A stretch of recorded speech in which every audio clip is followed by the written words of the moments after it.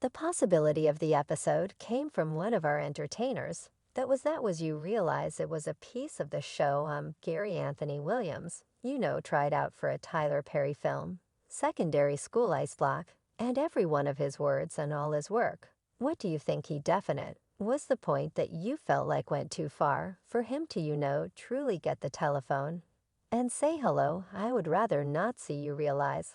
I would rather not see this episode circulated. There were sure things that we took from the genuine story that he gave us, and we put in the show. And I imagine that could have caused him to feel away on the grounds that it was practically similar to he has the scene would have more effect on the off chance that you get the more dukes and kissed her profound on the lips kiss hang on Jesus.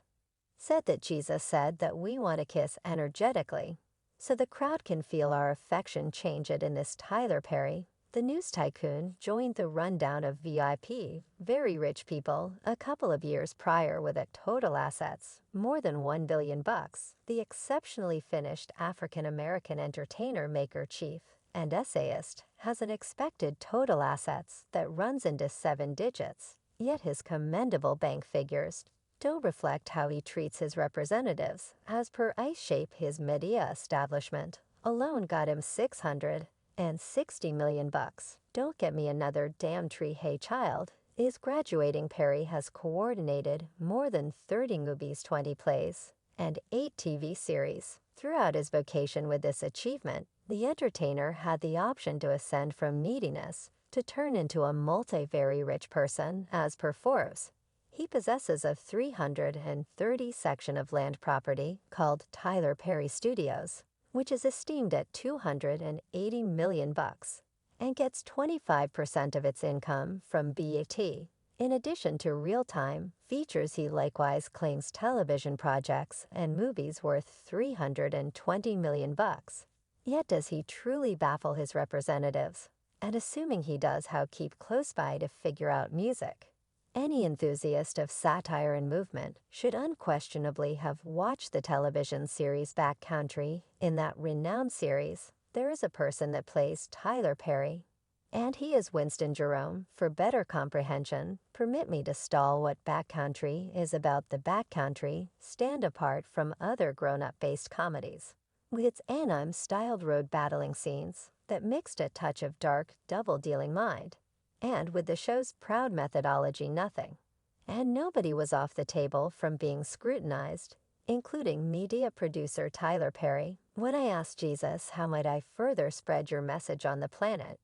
And he said, dressing in drag. Thus I put on a dress and a hairpiece. Perry is depicted as Winston Jerome on Backwoods. Like Perry, Winston Jerome is a hotshot dramatist, screenwriter, entertainer, and clique pioneer. You heard that right, faction pioneer. He shows up in the episode Stop, where it is uncovered that Winston established his dramatic clique to have intercourse with men Robert tried out to be the main man in one of his plays. His personality, all the more explicitly his prosperity as an entertainer and scriptwriter, is a parody of Tyler Perry. All through the episode, he utilizes a privileged highlight from a worn-out dark American pronunciation when enraged, which is ventured to be his genuine voice. As of late, a Twitter client helped fans to remember, perhaps, of the most questionable episode. Stop, the 8th episode in the 3rd season, circulated in June 2010, and satirized Perry and his way of filmmaking,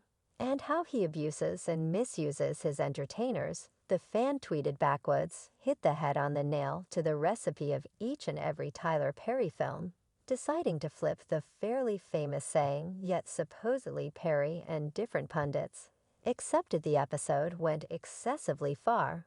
In addition to the fact that the episode made fun of Perry's well-known screenwriting equation, yet it likewise painted him as a closeted gay who involved his religion as a come-up. Yet Ice 3D Square purportedly accepts the episode depicted the genuine Perry. The episode was eventually pulled from television, and media reports started to circle that Perry brought Turner Broadcasting incensed over it, prompting the episode being restricted anyway. The filmmaker never conceded to doing as such during the episode. Fictitious emphasis of Perry and his Medea character appear as Winston Jerome in Mama Dukes.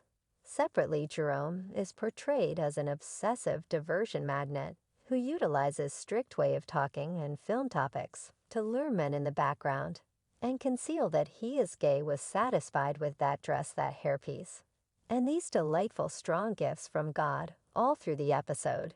Jerome is portrayed as conjuring Jesus and disengaging his cast and group from loved ones to program them to adapt to his will. At one point, characters Huey and Riley are so worried about their granddad that they go on a salvage mission to save him close to the furthest limit of the episode. Jerome dumps his finished emphasis and absolutely requests that Granddad have intercourse with him. Look, man, all bulls reference bullet mark. Choose can I if it's not too much trouble.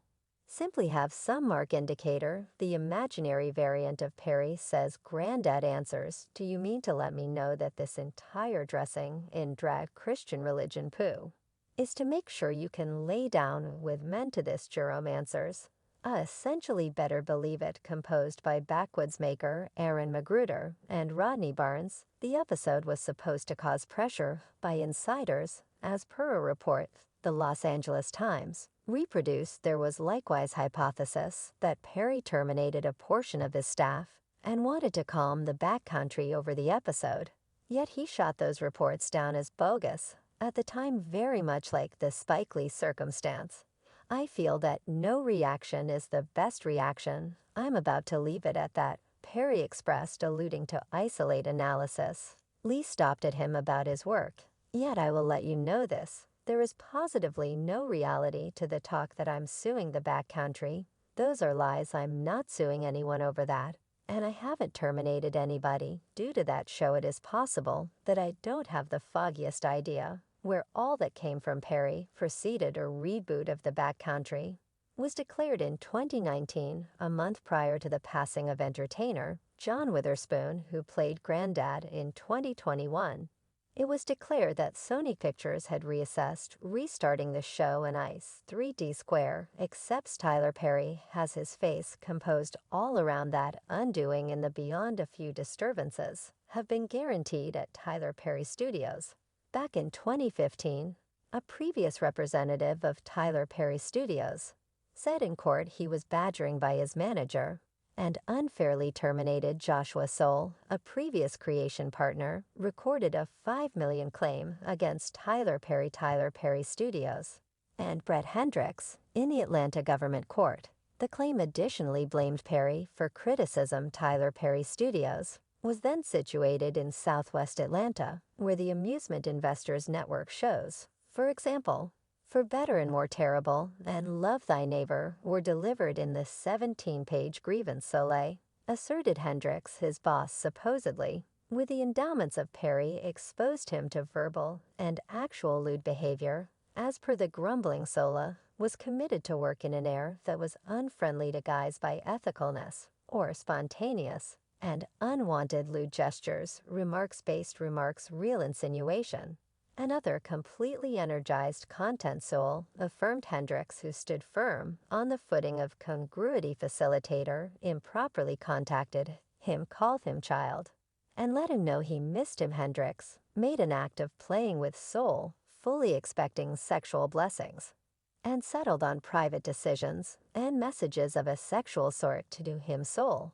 said that when he griped about his supervisor's direct, Hendricks did whatever it may take to unfavorably influence his business. Yet Perry never tried to mediate the objection. Likewise uncovered Tyler Perry Studios was disregarding Title VII of the Social Liberties Demonstration of 1964, which shields individuals from business segregation, as well as the Social Liberties Demonstration of 1991. Litigant Tyler Perry Studios LLC is in like manner accused of information on the physically hostile lead of a significant level representative. The protest said the offended party was exposed to an unfriendly workplace, which modified the agreements of his work for the situation. Sewell looked for harms for counter careless and wild inability to give the offended party a protected workplace. Careless and unfair recruiting oversight and maintenance confirmation, deliberate curse of profound misery battery attack of security defamation and dishonesty. This isn't the main horrendous therapy of representatives. Perry has been blamed for recently. The praised movie chief was gotten down on by one entertainer who uncovered the horrendous experience he had while recording an episode for Meet the Browns, assuming a part that Perry purportedly, without a second to spare, concluded would be gay entertainer and voice mentor Brandon J.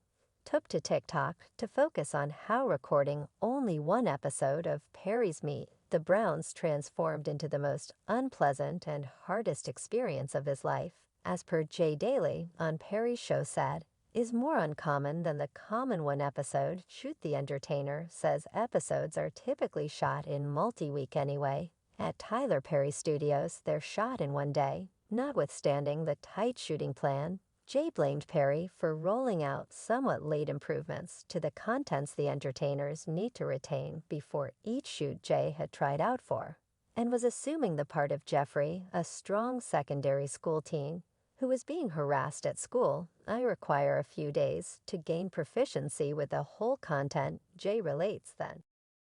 Upon the arrival of recording the Alfonso Ribeiro coordinated episode, Perry strolls in, and everything changes. Jay guaranteed the entertainer understood Perry's abhorrence for the first content would bring about everybody being compelled to learn new lines of the honchos picking Jay. Guarantees the chief encouraged him to get familiar with the new extemporaneous lines, or probably he would be discharged. While adapting to the situation to become familiar with the new lines, the hopeful entertainer claims Perry concluded that his personality would be gay and have eyes for his secondary school menace. The radical plot change wasn't what Jay had initially tried out for. Jay says he contacted his representative, who let him know he doesn't need to play the job in the event that he doesn't feel comfortable.